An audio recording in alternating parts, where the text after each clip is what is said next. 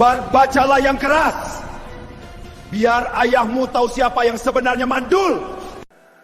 No, 0%. Azoospermia? Tidak!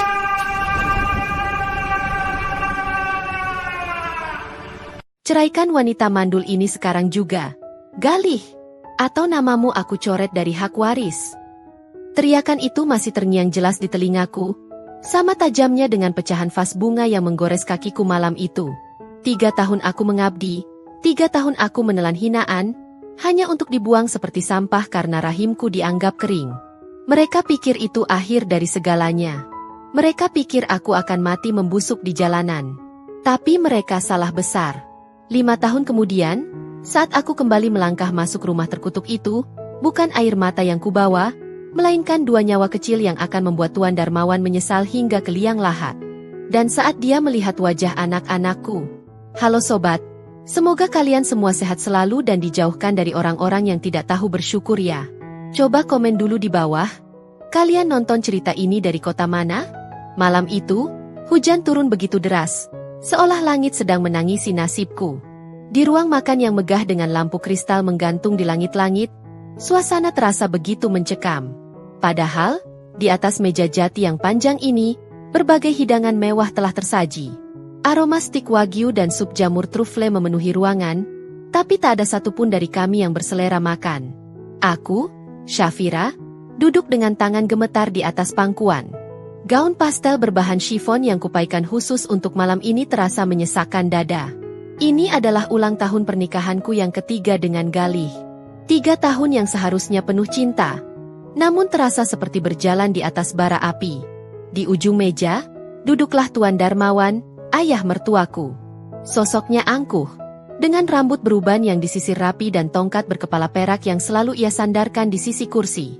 Tatapannya bukan tertuju pada makanan, melainkan tajam menusuk ke arah perutku yang masih rata. Tatapan yang selalu membuatku merasa kerdil.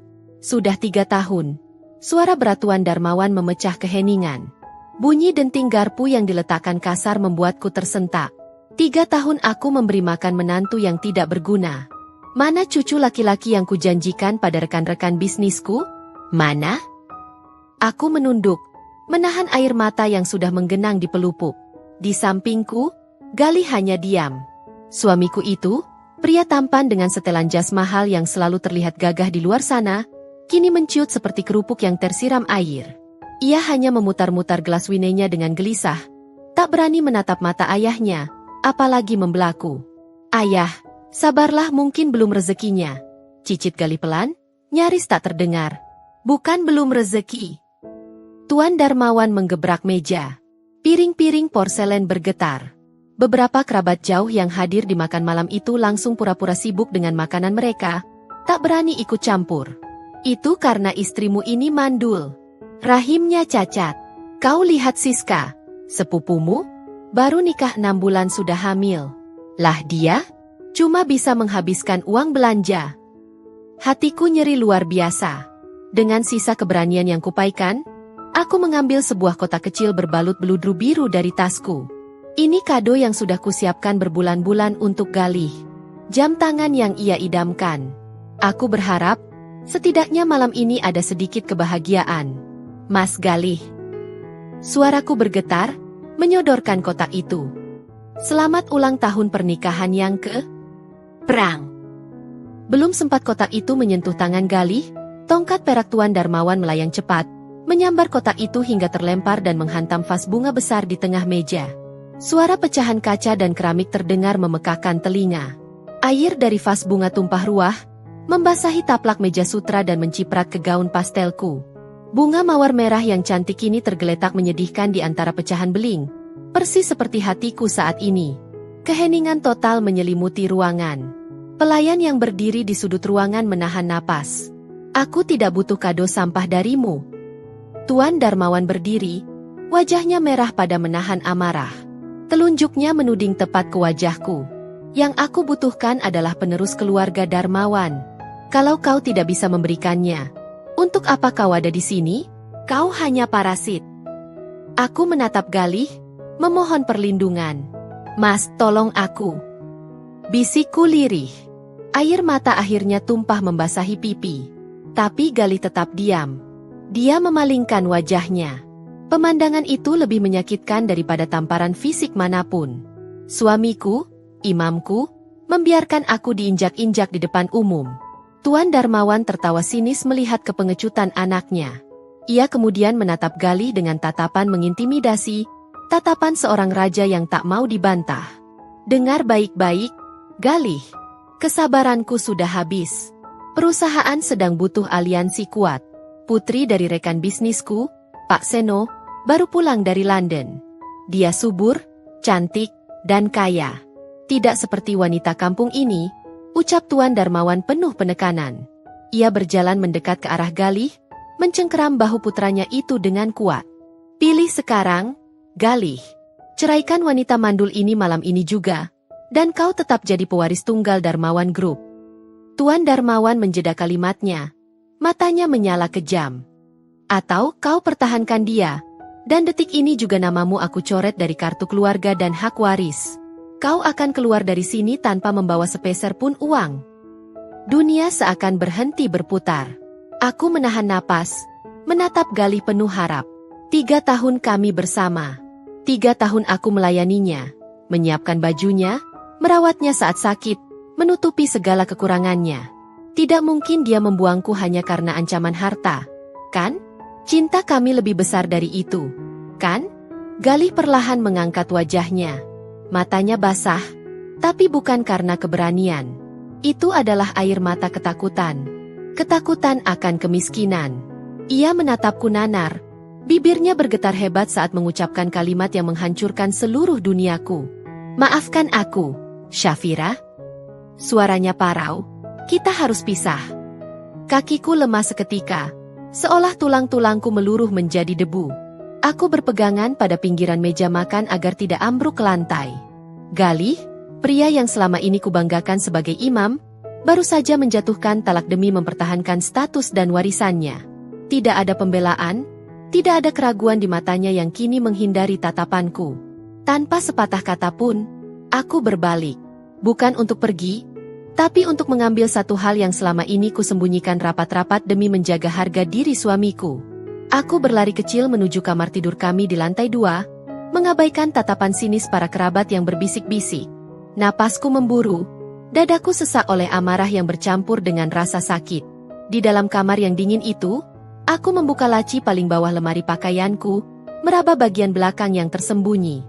Tanganku gemetar hebat saat menarik keluar sebuah amplop putih besar berlogo rumah sakit ternama. Amplop yang segelnya sudah terbuka. Namun isinya tak pernah kukatakan pada siapapun, bahkan pada Galih sekalipun. Aku kembali turun ke ruang makan dengan langkah lebar. Tuan Darmawan masih berdiri di sana dengan angkuh. Sementara Galih sedang menuang wine ke gelasnya dengan tangan gemetar, seolah ingin membasuh rasa bersalahnya dengan alkohol. Tunggu, teriakku lantang. Suaraku menggema, menghentikan aktivitas semua orang. Aku berjalan mendekat ke arah Tuan Darmawan, dan menghempaskan amplop itu ke hadapannya. Sebelum ayah mengusirku, dan sebelum Mas Galih menceraikanku secara resmi, bacalah ini. Demi Tuhan, baca ini dulu. Suaraku parau, nyaris habis karena menahan tangis. Tuan Darmawan melirik amplop itu dengan jijik, seolah itu adalah sampah yang menjijikkan. Apa ini? Surat permohonan maaf? Atau daftar harta gono gini yang kau inginkan? Jangan mimpi. Itu hasil tes kesuburan kami berdua 6 bulan lalu. Potongku cepat. Jantungku berdegup kencang. Rasa takut bercampur aduk dengan keinginan untuk membuktikan kebenaran. Aku diam selama ini karena aku menjaga perasaan suamiku. Aku menjaga nama baik keluarga ini. Tapi kalau aku dituduh mandul dan dibuang seperti ini, aku tidak bisa terima. Galih tersentak. Wajahnya pucat pasi. Ia tahu aku pernah mengajaknya ke dokter. Tapi ia tidak pernah berani mengambil hasilnya. Syafira, apa maksudmu? Tanya Galih terbata. Bacalah, Mas. Baca. Tuan Darmawan dengan kasar menyambar amplop itu. Ia menarik lembaran kertas di dalamnya. Mataku menatap nanar pada kertas itu. Di sana tertulis jelas fakta medis yang tak terbantahkan. Nama pasien, Syafira. Kondisi rahim, sangat sehat subur. Dan di lembar kedua, nama pasien, Galih, Diagnosis, azoospermia. 0 sperma.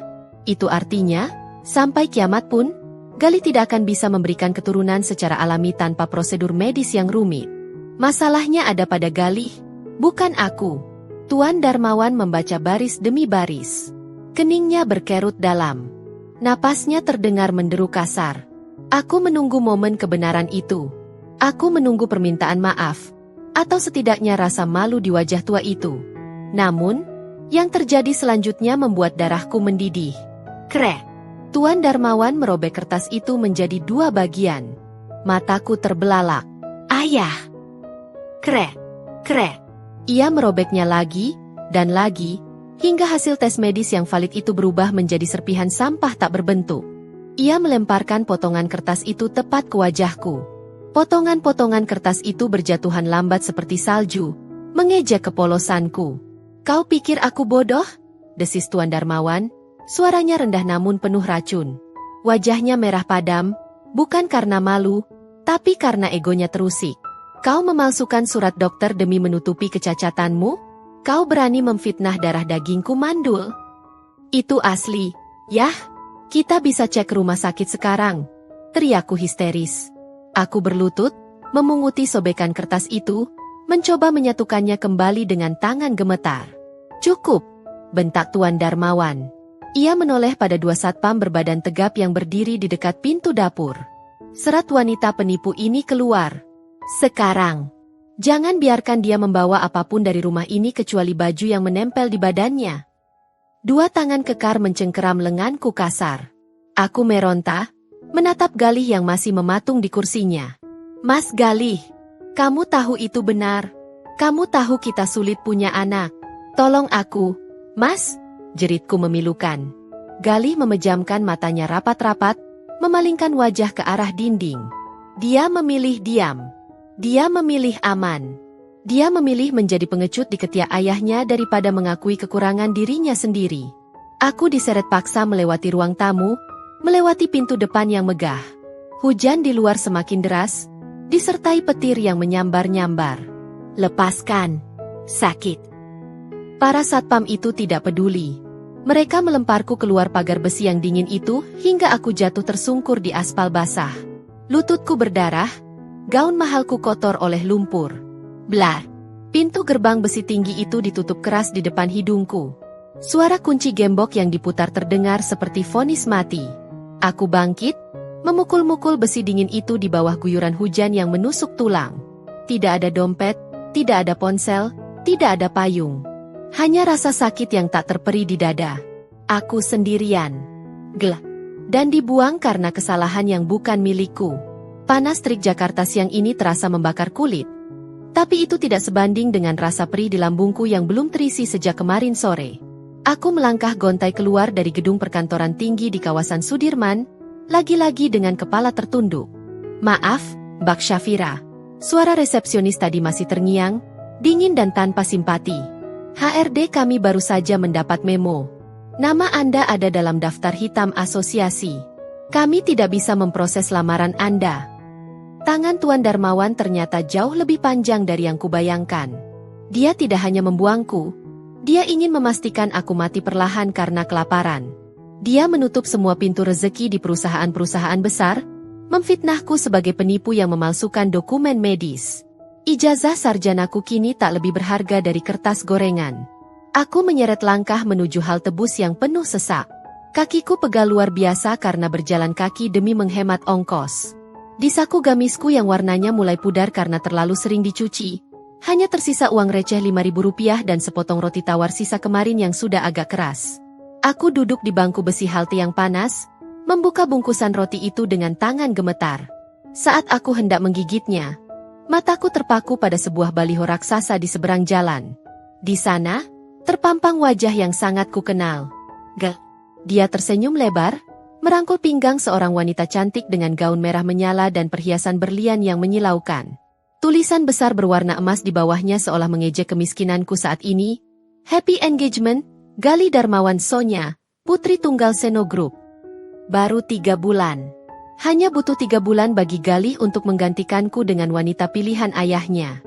Wanita yang, rahimnya sempurna, menurut standar mereka. Dulu, melihat ini mungkin akan membuatku menangis histeris. Tapi hari ini, air mataku sudah kering. Rasa sakit itu telah berubah menjadi kebas. Hatiku membeku. Untuk mengalihkan pikiran, aku membalik kertas pembungkus roti yang berminyak itu. Aku merogoh pulpen pendek dari dalam tas kumalku. Di atas kertas coklat yang kotor itu, tanganku mulai menari. Aku menggambar. Bukan menggambar wajah Galih, melainkan sketsa sebuah gaun. Gaun pesta dengan potongan draperi unik yang membungkus tubuh dengan elegan namun sopan. Garis demi garis kucoretkan dengan cepat. Ini satu-satunya caraku melarikan diri dari kenyataan. Saat menggambar, aku bukan janda miskin yang diusir mertua. Aku adalah diriku sendiri. Tiba-tiba, suara decit ban yang tajam dan bunyi klakson panjang memecah konsentrasiku. Sebuah sedan hitam mewah, jenis yang harganya mungkin bisa membeli harga diriku 1000 kali lipat, mendadak berhenti tepat di depan halte. Kap mesinnya mengepulkan asap putih tebal. Mobil itu mogok. Seorang pria keluar dari kursi pengemudi. Dia mengenakan kemeja biru tua yang digulung hingga siku, terlihat sangat rapi namun wajahnya menyiratkan kekesalan tingkat tinggi. Dia membanting pintu mobil, lalu sibuk mengutak-atik ponselnya. Sial! Baterai habis di saat seperti ini? Umpatnya cukup keras, membuat beberapa orang di halte menoleh. Pria itu, Raihan, mengusap wajahnya yang berkeringat kasar, lalu menoleh ke arah halte, mencari tempat berteduh sambil menunggu entah apa. Matanya menyapu kerumunan orang, dan tatapannya berhenti padaku. Lebih tepatnya, pada roti keras di tanganku dan kertas lecek di pangkuanku. Aku refleks menutupi sketsa itu dengan tangan, merasa malu. Siapa yang mau melihat karya seni di atas sampah bungkus makanan? Namun, pria itu justru melangkah mendekat. Bayangannya menutupi tubuhku dari sinar matahari. Aroma parfum mahal yang maskulin, campuran sandalwood dan citrus, tercium samar, mengingatkanku pada dunia yang dulu pernah kutempati. Maaf, Mbak, suaranya berat dan tegas. Bukan nada menggoda, tapi nada seseorang yang terbiasa memberi perintah. Boleh saya pinjam ponselnya sebentar? Ponsel saya mati dan mobil saya. Dia menunjuk sedan berasap itu dengan dagunya. Aku ragu sejenak, lalu mengeluarkan ponsel jadulku yang layar retaknya ku dapat saat diusir satpam waktu itu. Aku menyodorkannya tanpa suara. Raihan menerimanya, tapi matanya tidak melihat ke layar ponsel. Matanya terkunci pada kertas pembungkus roti yang tadi sempat terbuka sedikit saat aku mengambil ponsel. Dia menatap garis-garis sketsa gaun yang kugambar dengan tinta hitam sederhana. Dahi pria itu berkerut. Dia mematikan panggilan yang belum sempat tersambung, lalu menatapku tajam, menelisik dari ujung kepala hingga ujung kaki. Tatapannya intens, membuatku merasa telanjang sekaligus dihargai untuk pertama kalinya setelah sekian lama. Ini. Jarinya menunjuk kertas lecek di pangkuanku. Kamu yang gambar. Aku mengangguk pelan, takut dimarahi karena dikira mengotori tempat umum atau semacamnya. Iya, Tuan. Maaf kalau mengganggu, saya cuma iseng. Raihan tidak mendengarkan permintaan maafku. Dia justru menarik kertas berminyak itu dari tanganku, mengamatinya dengan sangat serius seolah sedang memegang dokumen rahasia negara. Matanya berbinar aneh. Garis potong di bagian bahu ini, asimetris tapi seimbang. Gumamnya pelan, lebih kepada dirinya sendiri. Lalu dia menatapku lagi, kali ini dengan sorot mata yang sulit kuartikan. Saya sedang mencari desainer baru yang mengerti struktur kain, bukan cuma yang bisa gambar cantik di iPad. Tapi HRD saya selalu menyodorkan lulusan luar negeri yang nol pengalaman lapangan. Dia merogoh saku celananya, mengeluarkan kartu nama berwarna hitam doff dengan tulisan emas, lalu menyodorkannya padaku bersamaan dengan ponselku. Datang ke alamat ini besok jam 8 pagi. Jangan terlambat 1 detik pun. Ucapnya tegas, lalu menambahkan kalimat yang membuat jantungku berhenti berdetak sesaat. Dan bawa kertas bungkus roti ini. Itu portofoliomu. Klik, klik, klik. Suara tumit stiletto 7 cm ku beradu dengan lantai marmer koridor kantor, menciptakan irama ketegasan yang menggema. 2 tahun lalu, suara langkahku adalah seretan sandal jepit yang ragu-ragu. Hari ini, setiap langkahku adalah pernyataan bahwa aku, Syafira, telah bangkit dari abu kehancuran. Aku mendorong pintu kaca ruang rapat. Di dalam, 5 klien besar dari Singapura sudah menunggu. Aku merapikan hijab pashmina sutraku yang berwarna emerald green, senada dengan blazer cutout modern yang kudesain sendiri. Tidak ada lagi gamis lusuh. Tidak ada lagi kepala yang menunduk. Konsep, kebaya futuristik, ini bukan sekadar baju, tuan-tuan. Ini adalah perpaduan warisan budaya dan keberanian menatap masa depan. Ujarku lantang dalam bahasa Inggris yang fasih. Tanganku bergerak luwes menunjuk layar proyektor. Tepuk tangan riuh pecah begitu presentasiku selesai. Raihan, yang duduk di ujung meja sebagai CEO, tidak bertepuk tangan. Ia hanya menatapku. Tatapan itu intens, dalam, dan penuh kebanggaan yang tidak ditutup-tutupi. Tatapan yang berbeda dengan cara Galih dulu melihatku, sebagai pajangan, melainkan sebagai mitra yang setara. Sore harinya, saat kantor mulai sepi, Raihan memanggilku ke ruangannya. Langit Jakarta di balik jendela kaca besar sudah berubah jingga keunguan. Raihan berdiri membelakangi meja kerjanya, menatap hiruk-pikuk kota di bawah sana. Proyek Singapura Gold. Kamu luar biasa hari ini, Syafira, ucapnya tanpa menoleh. Terima kasih, Pak. Ini kerja tim, jawabku formal. Raihan berbalik, lalu meletakkan sebuah map coklat di atas meja. HRD menyerahkan ini padaku seminggu setelah kamu masuk kerja dulu. Laporan latar belakangmu. Jantungku mencelos. Rasa dingin yang familiar merambat di punggungku. Jadi dia tahu? Dia tahu aku janda yang diusir? Dia tahu cap, mandul, yang melekat padaku? Mantan suamimu, Galih, sedang jadi bahan tertawaan di klub bisnis. Lanjut Raihan datar, seolah sedang membicarakan cuaca. Istri barunya menghabiskan miliaran rupiah untuk pesta sosialita, sementara saham perusahaan ayahnya anjlok.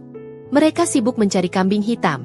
Sementara, kambing hitam yang mereka buang justru sedang mencetak omzet miliaran untuk perusahaanku. Raihan melangkah mendekat, mengikis jarak di antara kami. Aroma sandalwood itu kini terasa lebih hangat, lebih melindungi. Syafira, panggilnya lembut. Hilang sudah nada bos yang otoriter. Aku tahu sejarahmu. Aku tahu luka yang mereka toreskan. Dan justru karena itulah aku yakin. Ia merogoh saku jasnya, mengeluarkan sebuah kotak cincin beludru hitam. Tidak ada hiasan berlebihan. Hanya sebuah cincin emas putih dengan desain minimalis yang elegan. Menikahlah denganku. Napasku tercekat. Ruangan terasa berputar. Trauma masa lalu itu kembali mencengkeram leherku. Bayangan wajah bengis Tuan Darmawan dan ketidakberdayaan Galih melintas cepat. Mas Raihan tahu siapa aku. Suaraku bergetar, mundur selangkah. Aku wanita yang dituduh cacat. Aku tidak bisa memberimu jaminan keturunan. Keluarga Mas Raihan pasti akan. Aku tidak menikahi rahimmu, Syafira, potong Raihan tegas.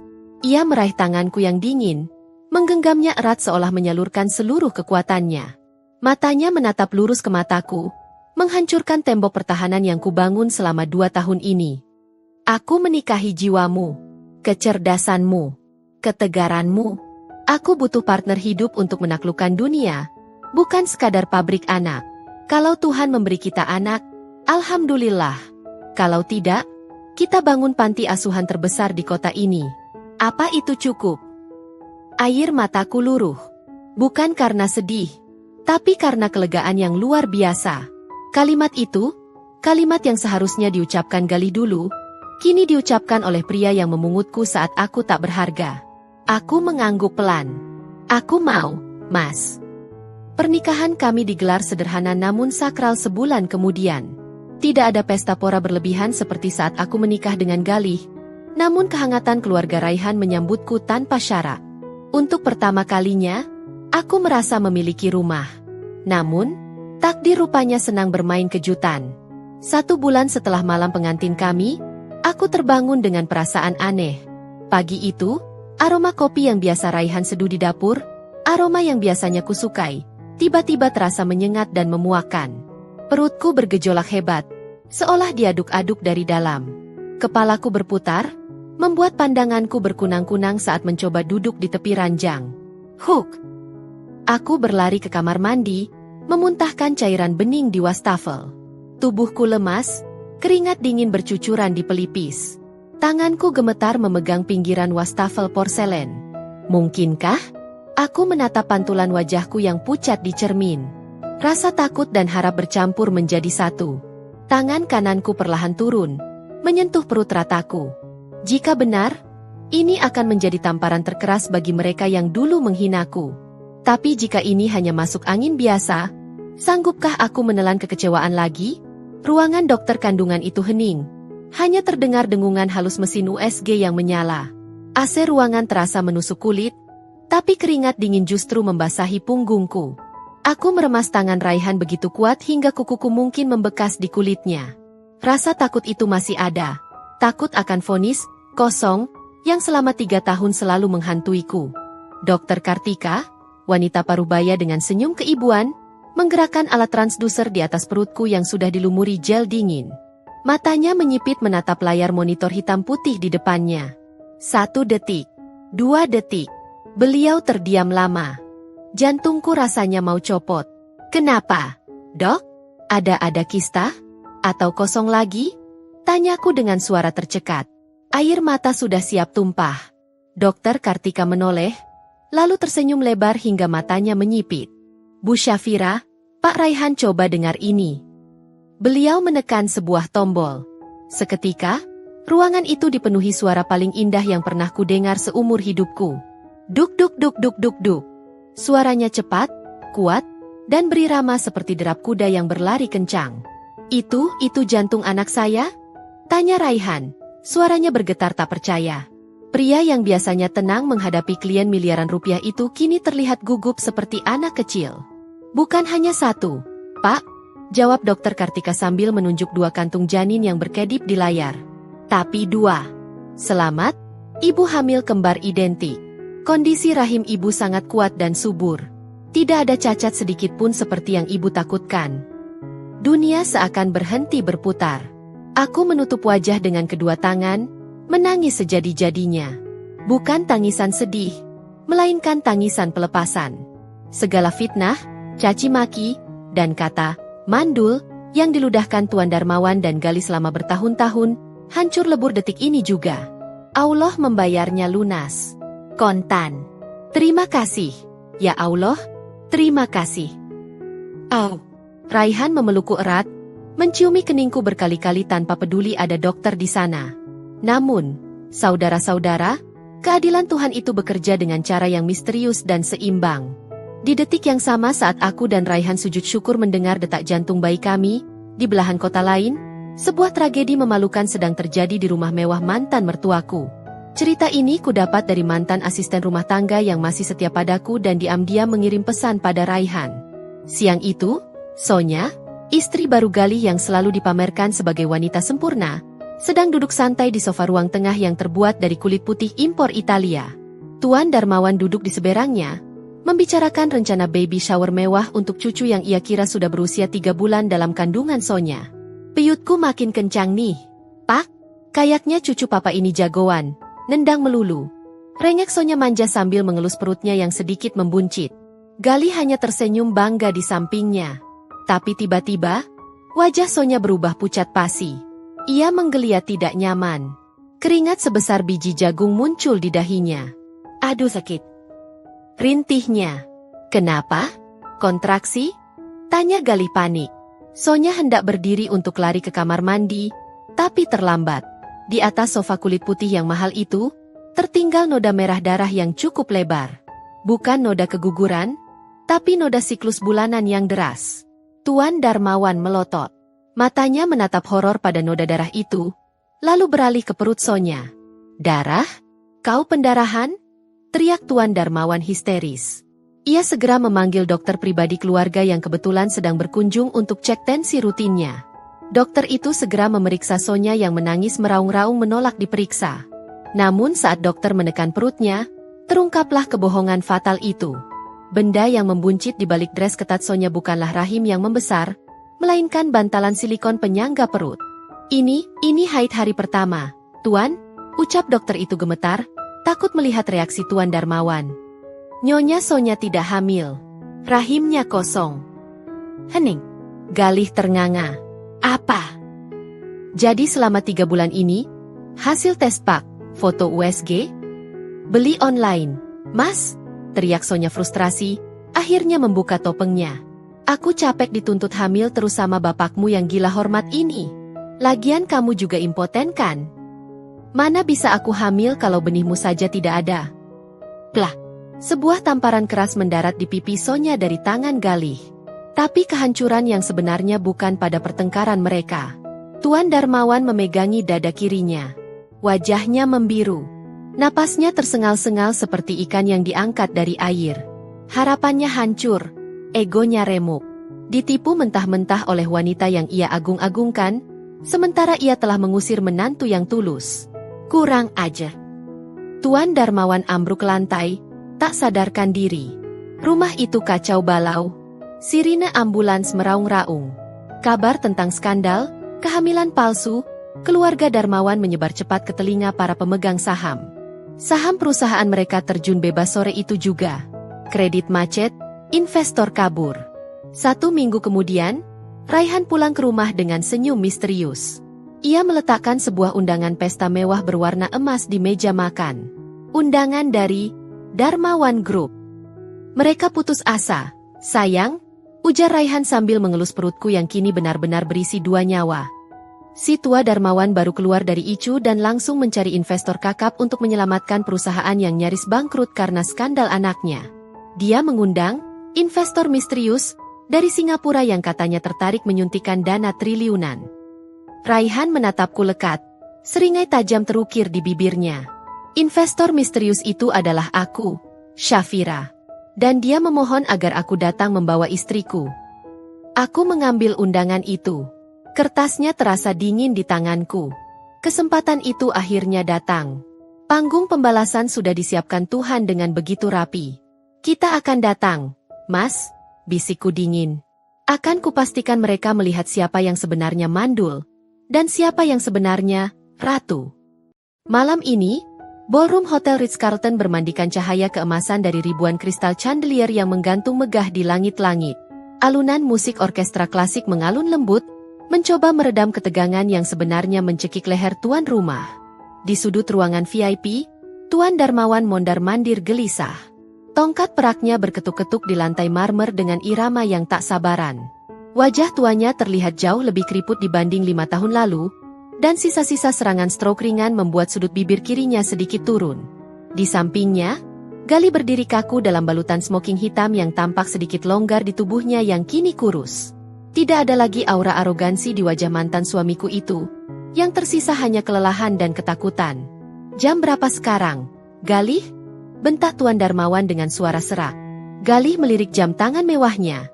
Satu-satunya aset berharga yang tersisa setelah ia menjual mobil sportnya untuk menutupi utang judi Sonya, mantan istri keduanya yang kabur.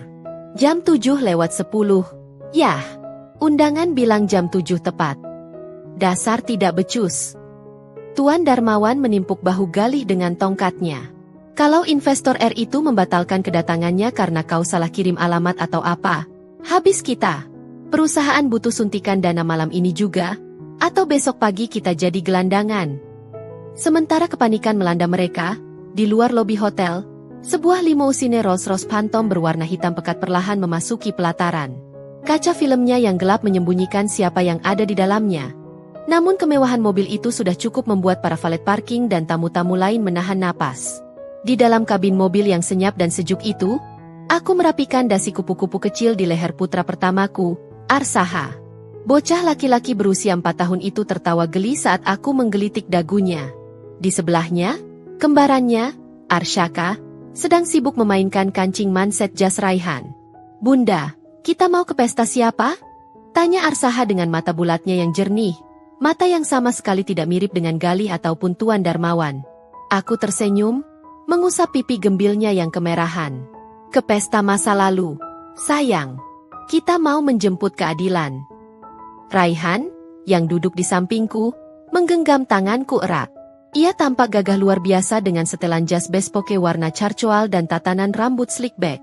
Namun, yang paling memukau bukanlah pakaiannya, melainkan aura dominasi yang ia pancarkan. Kamu siap, Humaira? Tanya Raihan lembut, memanggilku dengan panggilan kesayangan. Ingat, Malam ini kamu bukan Syafira si janda buangan. Kamu adalah Nyonya Raihan, istri dari pemilik saham mayoritas yang akan menentukan nasib mereka. Aku menarik napas panjang, membiarkan aroma kulit jok mobil yang mewah menenangkan sarafku. Aku menunduk, menatap gaunku sendiri. Gaun haute couture berwarna champagne gold dengan lapisan brokat Prancis yang rumit. Hijabku terbuat dari sutra mulberry yang berkilau lembut di bawah lampu kabin. Di jari manisku, cincin berlian 5 karat bertahta melingkar indah. Benda yang harganya mungkin setara dengan rumah Tuan Darmawan yang sekarang sedang digadaikan. Aku siap, Mas. Jawabku mantap. Mataku berkilat tajam. Tidak ada lagi ketakutan. Tidak ada lagi rasa rendah diri. Mobil berhenti dengan mulus tepat di depan karpet merah lobi hotel.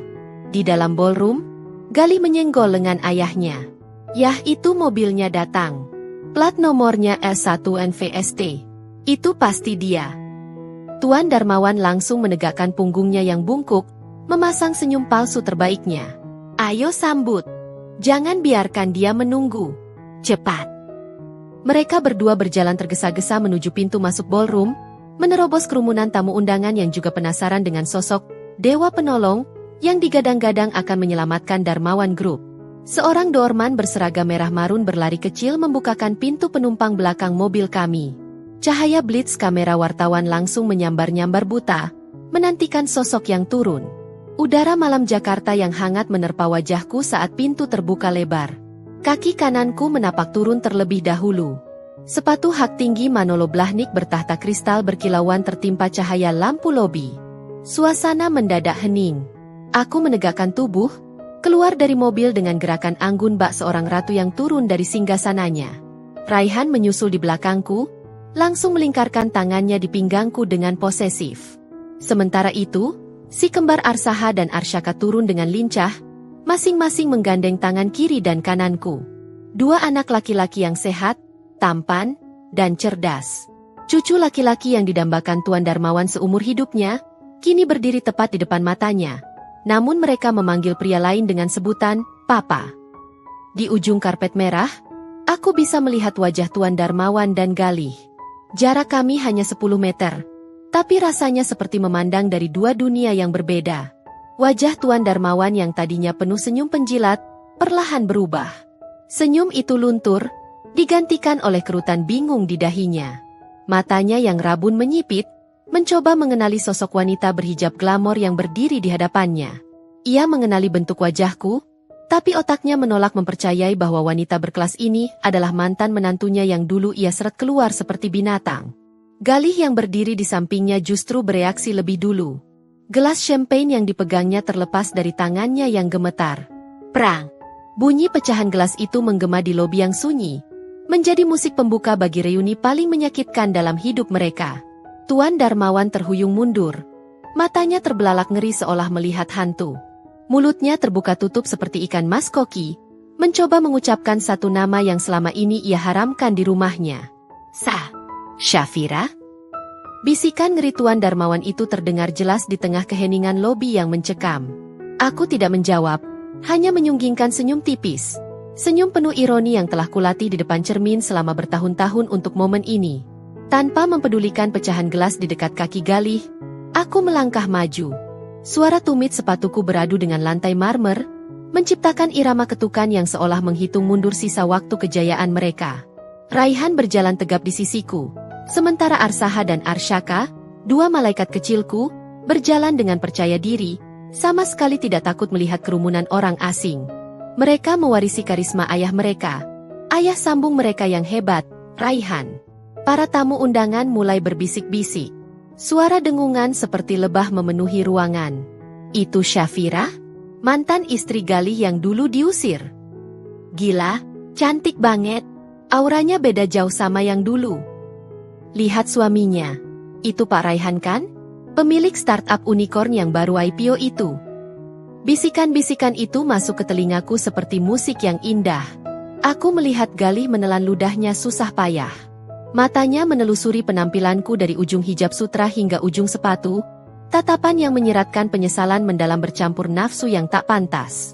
Dia tampak ingin maju, ingin menyapa, tapi aura dominan Raihan membuatnya terpaku di tempat seperti patung bodoh. Kami berhenti tepat 2 langkah di depan mereka. Jarak yang cukup dekat untuk melihat keringat dingin yang mengalir di pelipis Tuan Darmawan, namun cukup jauh untuk menegaskan bahwa kasta kami kini berbeda langit dan bumi. "Selamat malam, Tuan Darmawan," sapa Raihan dengan suara baritonnya yang berwibawa. Ia mengulurkan tangan kanannya, gestur formal seorang pebisnis. "Saya Raihan, investor yang Anda undang. Dan ini..." Raihan merangkul bahuku dengan bangga. "Syafira, istri saya tercinta, sekaligus komisaris utama di perusahaan kami." Tuan Darmawan gemetar menyambut uluran tangan Raihan. Tangannya yang keriput dan dingin terasa lemah dalam genggaman suamiku yang kekar. Namun, mata tua itu tidak menatap Raihan. Mata itu terpaku, terkunci mati pada 2 sosok kecil yang berdiri di samping kakiku. Arsaha dan Arsyaka menatap balik Tuan Darmawan dengan wajah polos namun cerdas. Arsaha memiringkan kepalanya, menatap tongkat perak Tuan Darmawan dengan rasa ingin tahu. Sementara Arsyaka membetulkan letak dasi kupu-kupunya dengan gaya yang sangat mirip Raihan. "Anak." Suara Tuan Darmawan tercekat. Napasnya mulai memburu tidak teratur. "Anak siapa ini?" Pertanyaan itu keluar begitu saja, melanggar semua etika sopan santun. Tapi aku tahu apa yang ada di otak liciknya. Dia melihat 2 bocah laki-laki sehat. Dia melihat potensi pewaris. Dan otak narsisistiknya mulai memutar fakta, mencoba mencocokkan logika yang menguntungkan dirinya. Galih pun ikut tersadar. Dia menatap si kembar dengan mata terbelalak. "Syafira, mereka kembar?" tanyanya bodoh. Aku menatap Galih dingin. "Benar, Galih. Mereka kembar identik. Sehat, cerdas, dan sempurna." Hening sejenak. Tiba-tiba, wajah Tuan Darmawan berubah drastis. Dari ketakutan dan bingung, menjadi sebuah ekspresi keserakahan yang mengerikan. Matanya berbinar gila. Dia melangkah maju, nyaris tersandung tongkatnya sendiri, mengabaikan Raihan sepenuhnya. Dia berlutut susah payah di depan anak-anakku, mensejajarkan wajahnya dengan mereka. Tangan tuanya gemetar hendak menyentuh pipi Arsaha. "Cucu!" desisnya dengan suara bergetar. Air mata buaya mulai menggenang di sudut matanya yang keruh. "Ini cucuku. Ya Tuhan, ini pasti cucuku." Wajahnya, hidungnya mirip Galih waktu kecil. Delusi itu dimulai. Aku mundur selangkah, menarik anak-anakku menjauh dari jangkauan tangannya yang najis. "Jangan sentuh anak-anak saya," sentakku tajam. Tuan Darmawan mendongak, menatapku dengan tatapan menuduh yang tiba-tiba menyala kembali, seolah dia lupa bahwa dialah yang membuangku. "Jangan bohong kamu, Syafira," serunya. Suaranya mulai meninggi hingga menarik perhatian seluruh lobi. "Kau pergi 5 tahun lalu. Anak-anak ini usianya sekitar 4 tahun, kan? Hitungannya pas. Kau hamil saat pergi dari rumah ini, kan? Kau menyembunyikan darah daging keluarga Darmawan dariku." Galih yang mendengar teori ayahnya langsung ikut bereaksi. Wajahnya yang suram seketika cerah oleh harapan palsu. "Syafira, benar itu?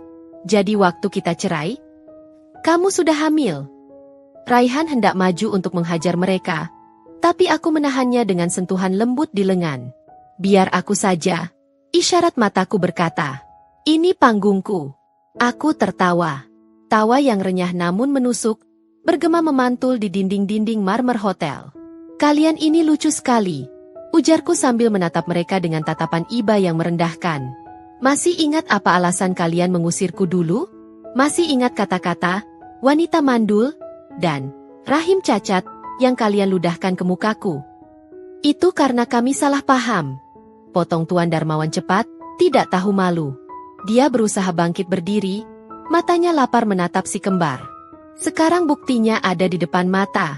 2 anak laki-laki. Itu pasti benih Galih. Tidak mungkin benih orang lain bisa menghasilkan anak sebagus ini. Kesombongan orang tua ini benar-benar tidak ada obatnya. Dia pikir genetikanya begitu unggul, hingga hanya dialah sumber segala kebaikan di dunia ini. "Kembalikan cucuku, Syafira." Tuan Darmawan mengulurkan tangannya lagi, kali ini dengan nada memerintah. "Aku maafkan kesalahanmu dulu yang kabur. Bawa mereka pulang ke rumah Darmawan. Galih akan rujuk denganmu demi anak-anak." Raihan tertawa sinis. Suara tawanya berat dan mengintimidasi. Ia merogoh saku dalam jasnya, mengeluarkan sebuah amplop coklat tebal yang sudah kami siapkan. Bukan amplop uang, melainkan amplop kebenaran yang lebih tajam dari pedang manapun. Anda yakin sekali itu cucu Anda, Tuan Darmawan? Tanya Raihan pelan. Namun suaranya mengandung ancaman yang membuat bulu kuduk berdiri. Kalau begitu, mari kita buktikan di depan semua tamu terhormat ini. Siapa sebenarnya ayah biologis anak-anak ini, dan siapa sebenarnya yang cacat di antara kita. Raihan mengangkat amplop itu tinggi-tinggi. Syafira, bacakan, perintah Raihan lembut padaku. Aku mengambil amplop itu. Tuan Darmawan menatap amplop itu dengan firasat buruk yang mendadak menyergap dadanya. Wajahnya memucat lagi. Siapa wanita ini? Kenapa wajahnya mirip? Gumam Tuan Darmawan linglung, mencoba menyangkal realita yang akan menghantamnya. Kalimatnya terputus saat aku menatap tajam tepat ke manik matanya yang keruh. Tunggu. Cegah Galih. Suaranya bergetar hebat. Jangan bilang itu. Aku merobek segel amplop itu dengan bunyi krek yang nyaring. Dengarkan baik-baik, wahai Tuan Besar yang terhormat. Ulangku sekali lagi, memastikan setiap suku kata mendarat tepat di telinga tuanya yang mulai tuli karena kesombongan. Aku melambaikan kertas yang baru saja kutarik dari amplop itu di udara, membiarkannya berdesir tertiup angin pendingin ruangan. 5 tahun lalu, di malam hujan badai itu, Anda merobek kertas seperti ini tanpa membacanya, bukan? Anda membuang kebenaran ke tempat sampah demi memeluk ego Anda yang setinggi langit. Tuan Darmawan tidak mendengarkan. Matanya yang merah karena obsesi masih terkunci pada Arsaha dan Arsyaka. Dia seperti orang yang kerasukan, terbutakan oleh keinginan memiliki penerus tahta bisnisnya yang sedang runtuh. Persetan dengan kertasmu. Tuan Darmawan meraung, meludah ke lantai marmer yang mengkilap. Suaranya serak, penuh dengan keputusasaan yang menjijikkan. Aku tidak butuh bukti kertas. Darah tidak bisa bohong. Lihat hidung mereka. Lihat cara berdiri mereka. Itu cetakan Galih. Itu bibit unggul Darmawan. Ia menoleh kasar pada Galih, memukul punggung anaknya itu dengan gagang tongkat. Galih, jangan diam saja seperti patung. Ambil anakmu. Istrimu ini pasti selingkuh atau hamil duluan sebelum kalian cerai. Secara hukum agama dan negara, itu hak asuhmu. Provokasi itu berhasil. Galih, yang sedari tadi hanya mematung pucat, tiba-tiba mendapatkan nyali semu. Harapan bahwa ia memiliki 2 putra tampan seolah menjadi oase di tengah gurun kegagalannya selama ini. Ia melangkah maju, tangannya terulur gemetar ke arah Arsyaka yang sedang memegang ujung jas Raihan. Syafira. Suara Galih terdengar memelas, mencoba menyentuh sisi sentimentalku. Ayah benar, kalau mereka anakku, biarkan aku memeluknya. Aku ayahnya, Fir. Jangan pisahkan darah dagingku. Sebelum jari Galih sempat menyentuh sehelai benang pun dari pakaian anakku, sebuah tangan kekar mencengkeram pergelangan tangannya. Sangat kuat hingga aku bisa mendengar bunyi sendi yang bergemeretak. Raihan. Suamiku tidak bergerak banyak, tapi cengkeramannya mematikan. Matanya menatap Galih bukan dengan amarah yang meledak-ledak, melainkan dengan ketenangan seorang predator yang sedang menahan mangsa di bawah kakinya. 1 inci saja kau sentuh putraku dengan tangan kotormu, bisik Raihan rendah. Namun suaranya terdengar jelas di keheningan lobi yang mencekam. Aku pastikan kau tidak akan punya tangan lagi untuk memegang gelas wine murahan itu. Raihan menghempaskan tangan Galih hingga mantan suamiku itu terhuyung mundur, nyaris menabrak ayahnya sendiri. Mas Raihan, bawa anak-anak mundur sedikit, pintaku pelan. Raihan mengangguk, memberi isyarat pada pengasuh yang sigap menunggu di belakang untuk membawa si kembar menjauh dari area konflik. Setelah anak-anak aman, Raihan kembali berdiri di sampingku, menjadi tembok pelindung yang kokoh. Kalian ini benar-benar sakit, ucapku dingin, menatap 2 pria di hadapanku dengan rasa jijik yang tak bisa kusembunyikan lagi. Kalian begitu yakin bahwa genetika kalian adalah yang terbaik? Bahwa hanya sperma, Darmawan, yang bisa menghasilkan anak-anak secerdas dan setampan putraku? Tentu saja, potong Tuan Darmawan angkuh, membusungkan dadanya yang sesak. Keluarga kami bibit unggul. Bukan sepertimu, wanita kampung. Pasti kau diam-diam bersyukur kan? Benih Galih akhirnya tumbuh di rahimmu yang katanya bermasalah itu. Aku tertawa. Kali ini tawaku lepas, keras, dan menggema hingga ke langit-langit ballroom. Para tamu undangan mulai merapat, membentuk lingkaran penonton. Kamera ponsel mulai terarah pada kami. Ini adalah panggung eksekusi yang sempurna. Bibit unggul? Tanyaku sarkas. Aku menyerahkan lembaran kertas medis itu pada Raihan. Raihan menerimanya, lalu dengan langkah lebar ia berjalan menuju sebuah meja di dekat pilar, tempat di mana Galih meletakkan gelasnya tadi. Raihan mengambil sebuah mikrofon wireless yang tergeletak di meja registrasi tamu, menyalakannya. Feedback melengking sejenak membuat semua orang menutup telinga. Tes. 1, 2. Suara Raihan menggelegar lewat speaker di seluruh penjuru ruangan. Wajah Tuan Darmawan memucat. Apa yang kau lakukan? Jangan bikin malu. Raihan tidak peduli. Ia berjalan kembali ke hadapan Galih, menyodorkan mikrofon itu tepat di depan mulut Galih, sementara tangan kirinya memegang kertas hasil lab yang tadi kuberikan. Kertas itu bukan tes DNA anak-anakku. Itu adalah salinan legalisir dari Rumah Sakit Internasional, tertanggal 5 tahun lalu, tanggal yang sama dengan malam pengusiranku. Kalian ribut sekali soal bibit dan keturunan, ucap Raihan lewat mikrofon. Suaranya tenang namun mematikan. Tuan Darmawan mengklaim anak saya adalah cucunya. Tuan Galih mengklaim dia adalah ayah biologisnya. Raihan menempelkan kertas itu ke dada Galih. Kalau begitu, bacakan ini, Tuan Galih, perintah Raihan. Matanya menyorot tajam, mengunci Galih dalam ketakutan. Baca bagian, diagnosis. Baca yang keras agar ayahmu yang tuli itu bisa mendengar fakta yang selama ini dia sangkal. Galih menunduk. Matanya membaca baris yang ditunjuk Raihan. Seketika, lututnya goyah.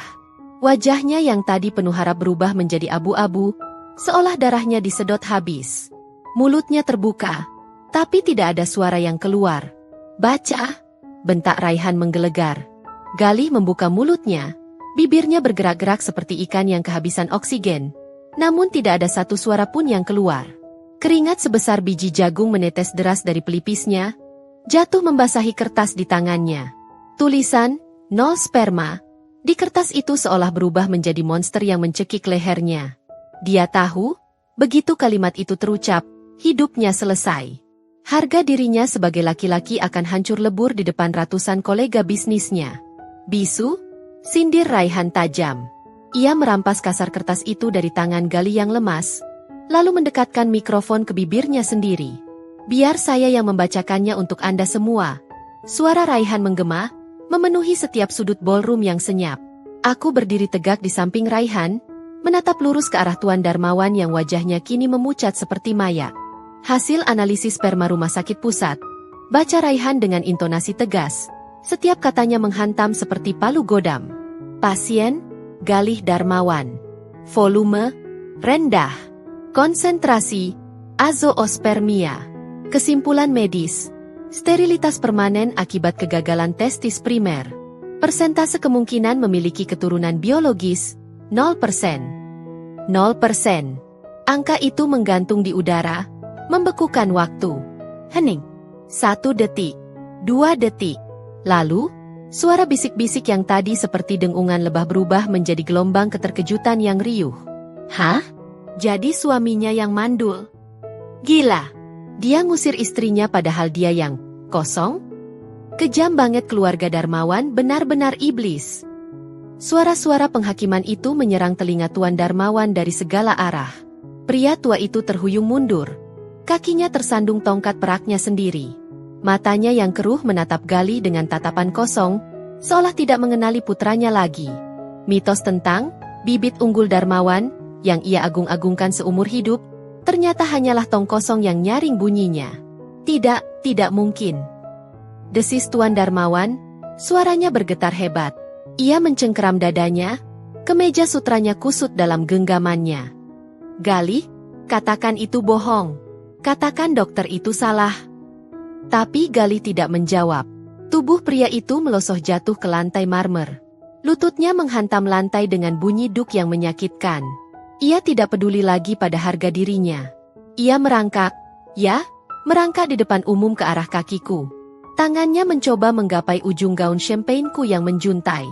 Syafira.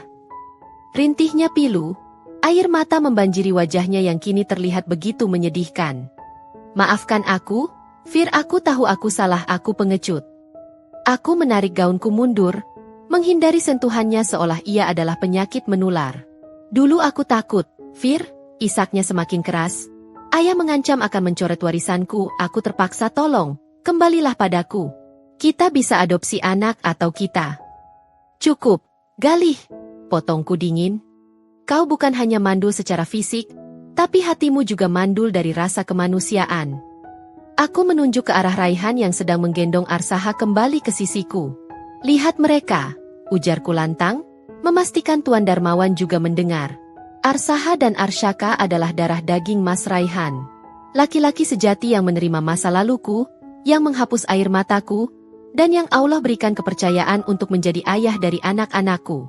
Mereka bukan cucumu, Tuan Darmawan. Garis keturunanmu berhenti di Galih.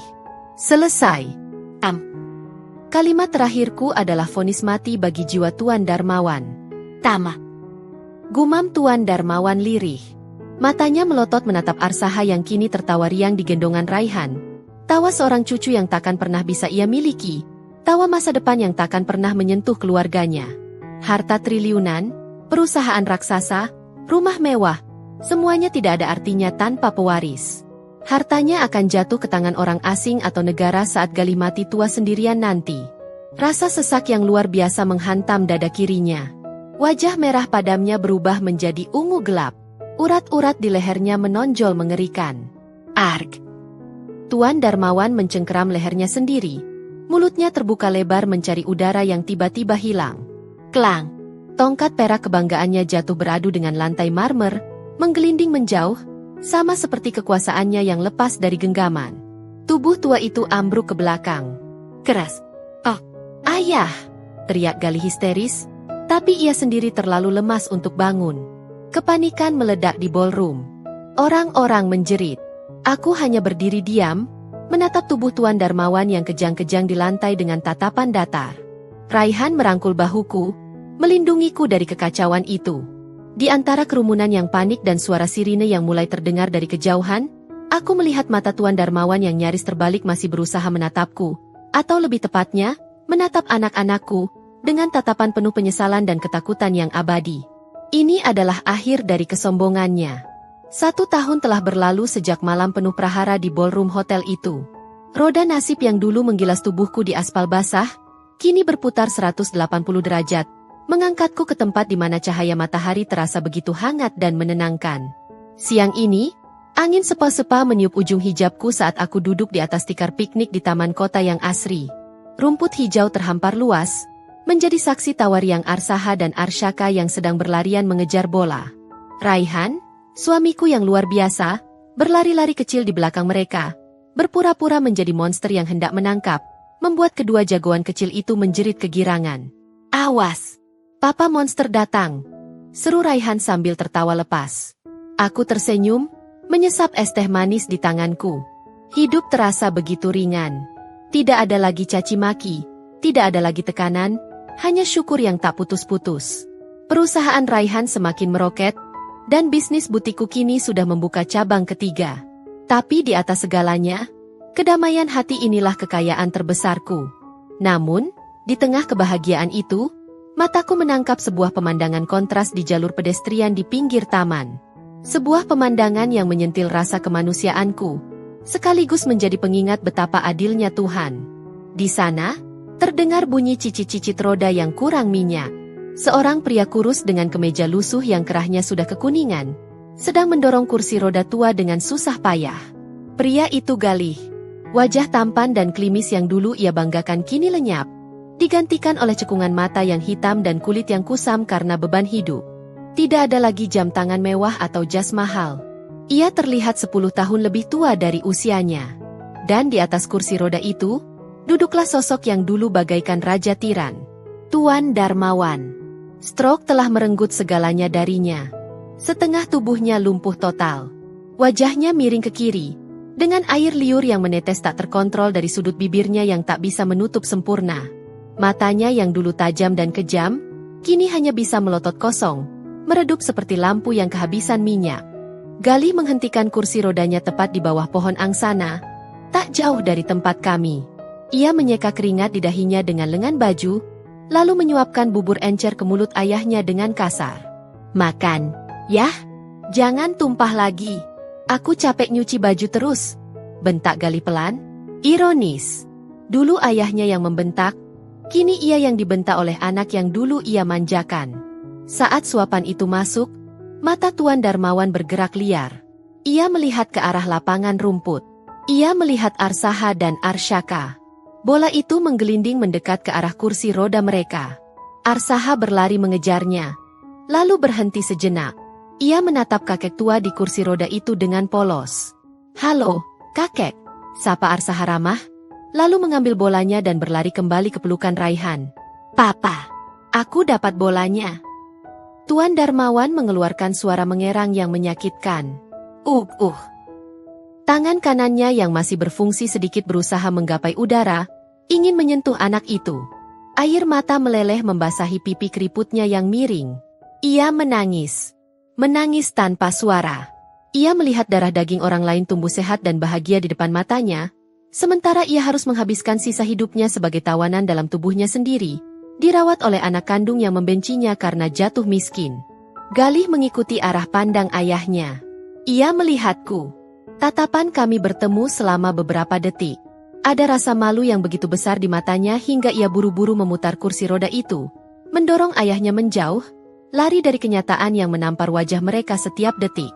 Aku menghela napas panjang, lalu kembali menatap keluargaku. Raihan melambaikan tangan padaku, memberi isyarat untuk bergabung. Aku bangkit, meninggalkan bayang-bayang masa lalu yang semakin mengecil di kejauhan. Sobat, dendam terbaik bukanlah membalas dengan amarah, melainkan menjadikan diri kita jauh lebih bahagia dan sukses daripada mereka yang pernah menyakiti kita. Keturunan, rezeki, dan kehormatan adalah hak prerogatif Tuhan. Jangan pernah sombong dengan apa yang kita miliki hari ini, karena dalam satu kedipan mata, Allah bisa mengambilnya kembali dan memberikannya pada orang yang kita hina. Terima kasih sudah mengikuti perjalanan Syafira dari awal hingga akhir. Semoga kisah ini menjadi pelajaran bagi kita semua untuk selalu memuliakan pasangan dan tidak mendahului takdir Tuhan. Kalau kalian suka dengan cerita ini, jangan lupa tekan tombol subscribe di channel Dira Story, like, dan share ke teman-teman kalian agar mereka juga bisa mengambil hikmahnya. Sampai jumpa di kisah penuh emosi selanjutnya.